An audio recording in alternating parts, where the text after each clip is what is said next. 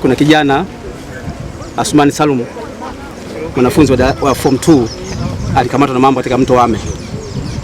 Na sisi kama viongozi baada ya kupata taarifa tukawapigia wananchi, tukaingia mtoni kwa lengo la kusaka yule mamba ili tumpate huyo mwanafunzi ambaye alichukuliwa na huyo mamba.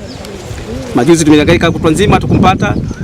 Jana tumehangaika kutwa nzima tujampata, ila leo muda wa saa 12 asubuhi tukapigiwa simu na wavamiaji wale ambao huwa wanavamia kwa kazi kuna kutafuta mamba. Sasa wavamiaji wakatupa taarifa kwamba tumeona mamba amekamata paja la mtoto asubuhi. Baada ya kuja maeneo haya, wale mamba wakakimbia na ile paja. Bahati nzuri baada ya kutafuta chini akakutwa kichwa cha huyo kijana Asmani Salum asubuhi ya saa 12 ya leo. Kwa hiyo utaratibu tumefanya utaratibu, tukawapigia wahusika wa viongozi na tumezika muda wa saa 5 leo asubuhi kichwa cha huyo marehemu Asmani Salum. Tatizo kubwa hapa ni mamba. Mamba ni wengi na mamba wengi wanatokea huku chini, sio wanatokea juu. Wanatoka huku chini wanapandisha juu. Kwa hiyo mamba ni wengi sana. Tunachoomba serikali, tunaomba magemu wawe kwa wingi sana ili tuwahamishe hawa mamba. La sivyo wao wanawapiga tu, waua na kuwapunguza. Kwa hiyo ni mamba ni wengi sana na tatiza wananchi.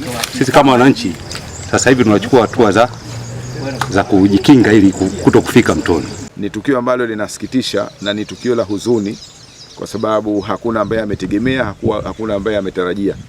Kwa hiyo Mheshimiwa Diwani, viongozi, lakini na familia kwa ujumla, serikali inatoa mkono wa pole kwa mtihani huu ambao umetokezea, lakini wakati huo huo maelekezo ya Mheshimiwa Mkuu wa Mkoa Adam Kigoma Malima kwa mamlaka ya uhifadhi wa wanyamapori ni kwamba tathmini ya haraka ifanyike. Kwanza tunataka kujua kwa ujumla wake katika mto huu mto Wami kuna mamba wangapi ambao wanakadiriwa sasa hivi wamekuwa wakionekana, lakini pia wamekuwa na makazi katika maeneo haya.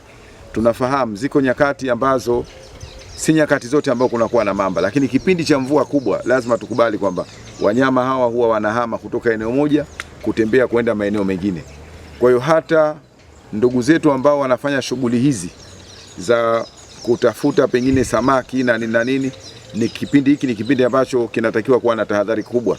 Na mtakumbuka wiki kama 2 zilizopita nilifanya ziara hapa Rudewa wakati nikitembelea waathirika wa mafuriko. Moja ya jambo ambalo nilisisitiza sana ni tahadhari kuchukuliwa juu ya usalama wa watoto wetu, lakini na jamii kwa ujumla.